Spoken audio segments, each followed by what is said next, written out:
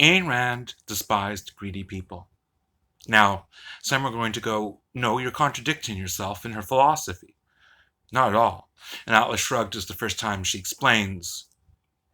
Now, the reason why people think that I'm making a contradictory statement is because she defended an industrialist's right, a scientist's right, a musician's right, an artist's right, an architecture's right to set the price and means of their achievement, and made the argument that when those rights have been taken away, the illogical argument that these people are being greedy does not stand merit. She argues, though, that real greed is the type where you need more and more to try to satisfy the hole that's missing. And the hole for her isn't spiritual. It's basically a lack of self-confidence. I can see and understand why even myself find a book like Atlas Shrugged to be at times didactic and almost reductive. But she's not working with simple concepts, though she believes in absolutes. Her main argument about there being a concrete reality, whether we perceive it differently or not, has to do with a value factor. And the argument is, if you believe in non-absolutes, then nothing has value. You can take from a friend. You can take from a corporation. You can take from a family. She uses the space program and how it affected the middle class. And go, well, nothing has value or meaning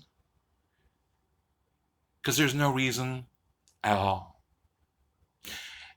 There is no surprise, and she would hate me because she's taught, not only is Atlas Shrugged taught in universities, but her logic tenets, which are basically based off of Aristotle, she doesn't totally agree with Aristotle, have been used in universities in what you can use and what you can't use in terms of a thesis argument.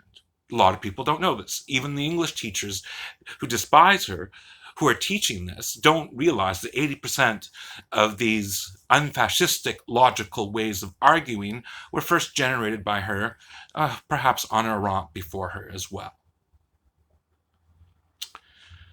So when I say that Edmund White has copped the fact that he's basically 80% Ayn Rand, and when I say that Susan Sontagg came to that realization by the late 70s and early 80s, I'm not using that as a backing to validify her arguments. I'm just saying that some of the most social left people, and actually Rand is quite social left, not in her economics, definitely not. Her economics are laissez-faire capitalism. And I'm going to digress here because this is important. Atlas Shrugged, people forget that Atlas Shrugged was the regeneration of the research into making an electrical engine.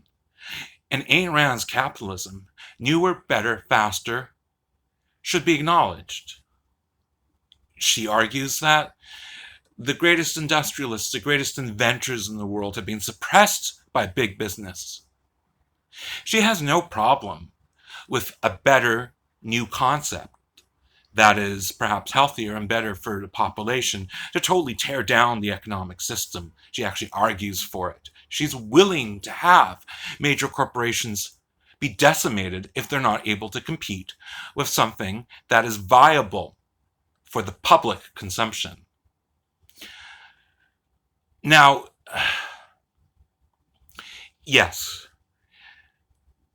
she couldn't foresee that the type of capitalism that she despised has become the capitalism of today. Okay? And I think a lot of businessmen need to really study what she was espousing in terms of the economic system. But I come back to the idea of call a spade a spade. Don't go in there, especially in an emotional relationship. Ravage, take what you can, dish, and don't expect someone to not dish back. She was against, other than her cultural imperialism, which she basically argued that if a group of people weren't making use of their land, then they had a right to be taken over, which I disagree with, but any which way. The tenet that you can't go in and loot someone, you can't go in and loot and force them to give up their goods, also goes towards their emotions. It is a fallacy, okay, to set up a premises and a rule system and expect someone to follow them to a T when you yourself don't even follow a single tenet that you've set forth. I also want to go back to the concept that too many people are neutral and middle ground. I will respect you more if you at least take a position that I might find abhorrent and horrible, but at least you've taken that position and you go, this is my ethical set system. As opposed to intrinsically knowing inside that you're not measuring up. Sometimes the adage of going, you think you're always right, you're always right. Sometimes that's the way to stay calm, and sometimes that's used because you know that you've lost and you just can't admit it. When you think about it, let's bring up Marilyn Manson.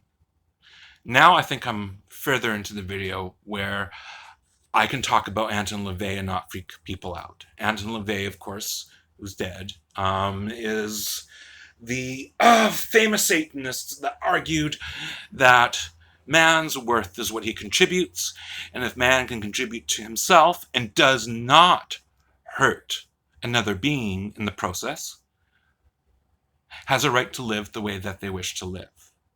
Anton LaVey was fully honest about Ayn Rand being one of the main philosophers that impacted him.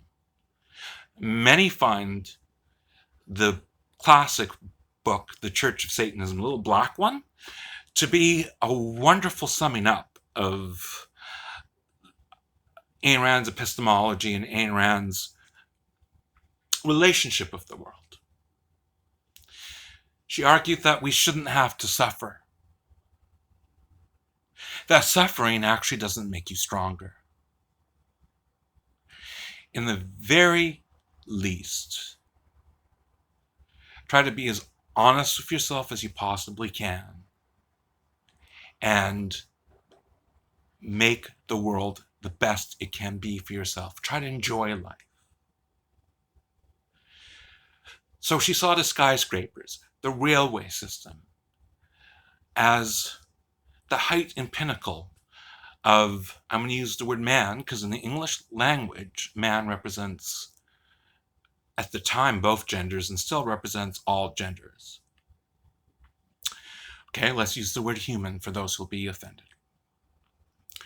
And she definitely had some in Fountainhead and definitely in Atlas Shrugged. Dagny Taggart was industrialist extraordinaire. So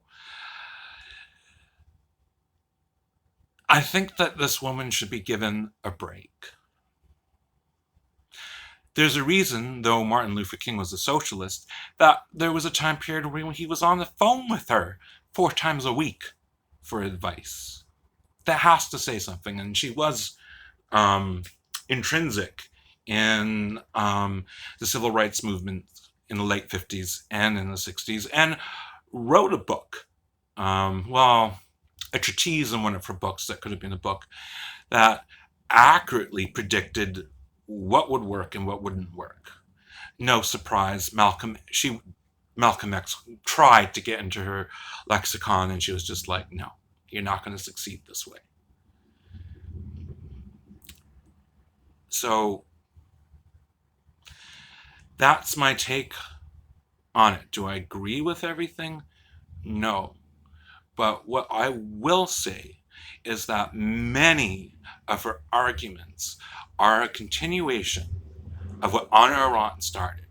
And many of her arguments are ways to prevent fascism. I also want to give her a shout out because she was well steeped in Nietzsche and Heidegger and all that type of stuff. She basically did, and I think Derrida at one point actually admitted this too, she basically set the precipice for post-structuralism, much more so than T.S. Eliot did. He predicted it in his writings, but she basically came up with the paradigm for what Foucault and Derrida write about in her predicting where non-absolutionist thinking would take you.